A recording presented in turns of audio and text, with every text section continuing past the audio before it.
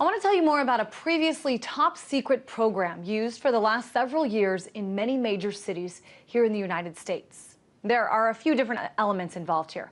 We're talking highly technical facial recognition software, closed circuit cameras like the ones you may have seen, in parks or on the sides of buildings, and also former senior intelligence officials to collect information about people by recording them and then encrypting that information and instantaneously delivering it to a central database center to be aggregated with other intelligence and then mined for data by those former top officials, people who used to work for the CIA, the FBI, and other organizations.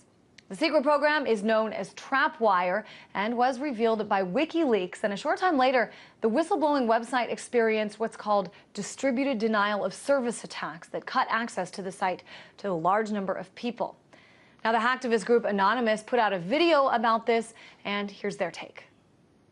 The software is billed as a method by which to prevent terrorism, but can of course also be used to provide unprecedented surveillance and data mining capabilities to governments, corporations, and other institutions, including many with a history of using new technologies to violate the rights of citizens.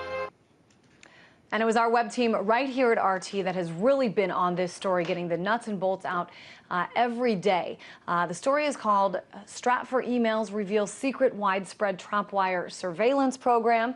That story then referred to in plenty of other articles in publications like Reason and Salon and Firedog Lake.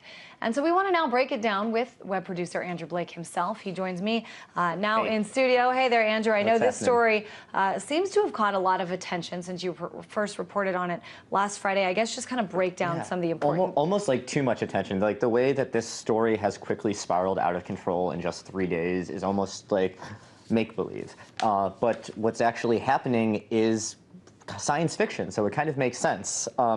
So we have to back up. 2004, this company releases, Abraxas puts together this thing called TrapWire, and not a lot is known about it right now, and it's still not that way. It's been all weekend where people are trying to dig up information. We don't really know that much, but we do know Abraxas has this program called TrapWire. Then the vice president of intelligence there said it's more sophisticated than any facial recognition program out there, and they can use these cameras to go in and track someone in wherever they're located. And so far, it's the biggest metropolitan cities across the United States. So we're talking D.C., New York, Las Chicago, Vegas. Los Angeles, Las Vegas. And there's the connections go so much deeper than that, too. But so what they do is they monitor all these video streams. They get sent to a database, an analysis center, and they can go and they can zoom in on someone. They can find out who they are and what they're doing. And they can go back and they say, walk the cat back, and go backwards, go in time.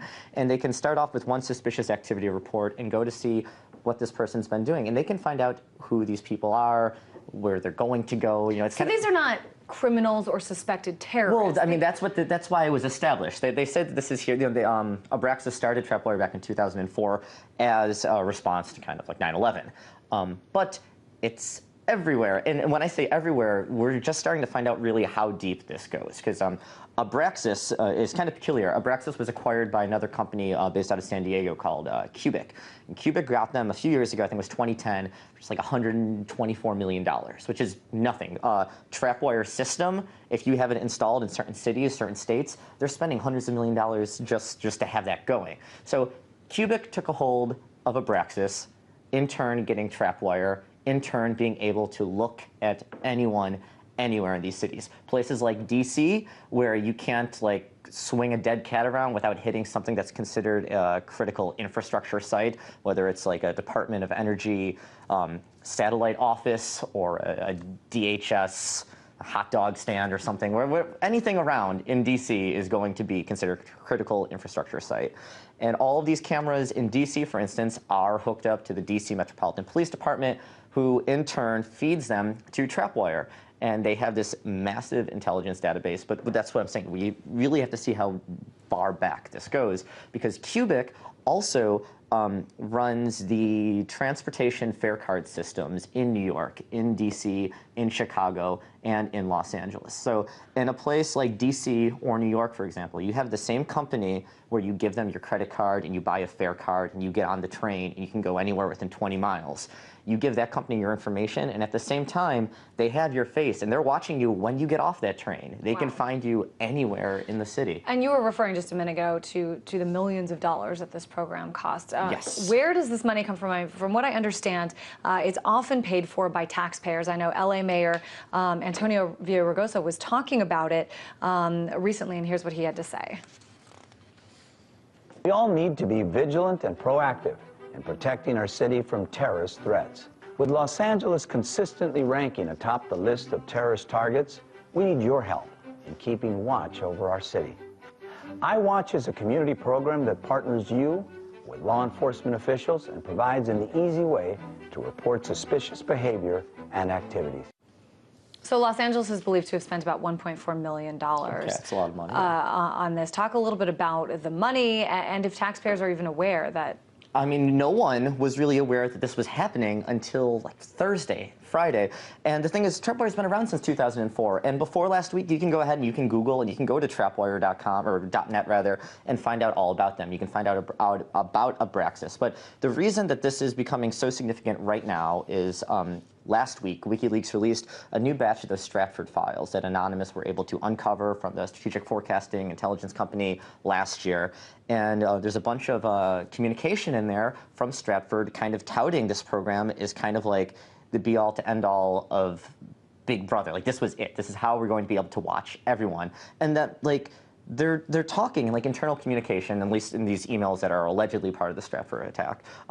They're saying pretty much, you know, we can do anything. At one point, they actually said in DC, our capabilities are increasing every single day. So a lot really isn't known about it, let alone where the money's coming from. We do know that DHS and the DOD have been having some sort of financial ties to them. It's really, you kind of just have to go online and start going to this crazy, like, wormhole of information on TrapWire, and you'll be doing it all day. So what's the connection, though, with WikiLeaks, you know, having this denial of service? Okay, well, also, that's one thing that we can only speculate on right now. WikiLeaks is being hit by DDoS attacks for roughly 2 weeks now. And last week, I believe last Wednesday, someone from the WikiLeaks Twitter account said, we don't really know why we're getting hit. We know we're getting hit with upwards of, I believe, 80 gigabits per second worth of traffic attacks.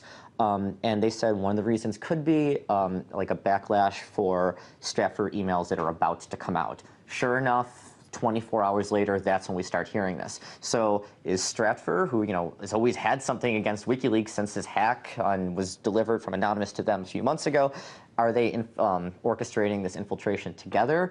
Or, you know, it's no secret that a lot of people are opposed to WikiLeaks. A lot of people are opposed to Julian Assange. There's how many different countries are fighting for him right now and how many different people are upset over the military documents that they've leaked. So are they related? We don't know, but it also makes it that much more difficult to find out about TrapWire. So right now, people all over the internet are trying to find out about TrapWire, trying to find out about Abraxas, trying to find out about Cubic. There's all these companies, but pretty much what you need to take away from this, if anything, is that right now, across America, there is a surveillance system that knows who you are and can watch you. And it sounds really, really, really creepy, but that's what's happening. But as of now, Andrew, the data systems across the country are not all connected. It's not if you know, LA's program sees your face that they can send it to DC, right? Well, I mean, LA might not be able to necessarily send it to DC, but that's actually where it gets a little creepier. These cities, their specific citywide law enforcement agencies have contracts with TrapWire and Abraxas. One really interesting thing, though, is last year, DC was putting together a proposal in order to acquire a couple thousand private business surveillance feeds that they would then have routed to the DC Police Department, who, in turn, can then turn them over to TrapWire. So in DC, for example, you have around 3,000 cameras that are used in public schools. You have cameras that are used as part of the Department of Transportation. All those road cameras, those like red light cameras, those are going to TrapWire. So you're not safe right now. Yeah, certainly a lot of ways in which the connections have already been made and a lot of ways in which they're going to be made even more in the future. RT Web producer Andrew Blake, thanks for breaking this down for us. Sure, A really thanks, big Chrissy. story.